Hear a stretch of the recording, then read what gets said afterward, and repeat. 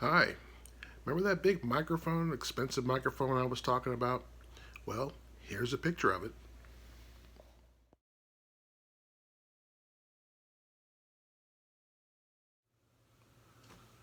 Hi, this is Lindell. I'm back. And you notice that microphone that we just looked at?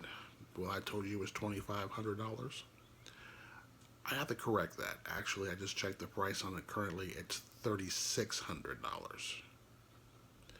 So, yeah, it's kind of a big deal. That's not what they were using when I first started recording in studios. They were using an AKG C414. It's a good microphone. It's about $700. Good for a lot of different things. Not quite the same thing. And the reason I keep sharing prices and things with you, not to brag about um, what I've got access to or whatever, but just to let you know, this is a whole different kind of arena from what is typical. And that's why I had to bring this.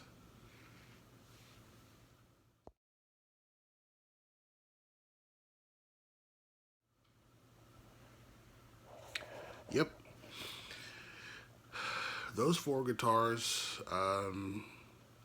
have a value of about 3 grand, and that's stuff I owned. Um, and the reason for that is because once you get in the studio of this caliber, it exposes all the flaws of your less than stellar equipment. If you're using a cheap guitar, it's going to sound like a cheap guitar in this realm. So you have to bring the equipment. You got to bring your A game.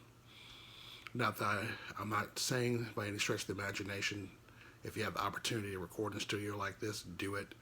Um, it's a good learning experience, and even with cheaper equipment, it's the best that you're going to be able to sound, and you will be very pleased with it initially. And then one day you will make the mistake all of us make is comparing what we did to our favorite records, and you're going to go,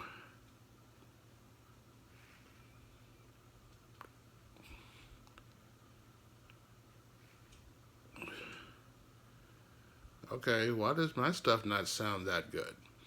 And it's because the flaws in using cheaper equipment start showing through. This equipment is very sensitive, it picks up everything, and it's kind of like when you get dressed inside the house and you think everything matches, and then you walk outside in the sun and realize your socks are a different color, and this doesn't go with that, and it's like, okay, the studio is that kind of sunlight. It exposes everything. And you need to have it happen at least once or twice.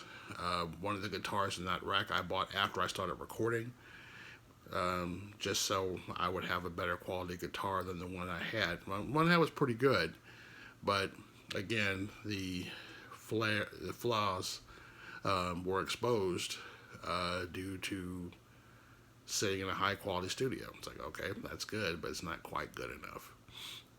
So, but still, um, get out there if you're inclined.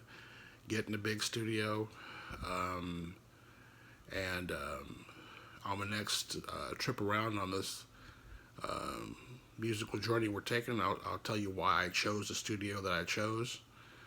It was the fifth studio of this nature I've used over the course of my years, and there were some specific things, some deciding factors that made me choose Garland Studios over other ones that had similar things to offer. So, um, until next time.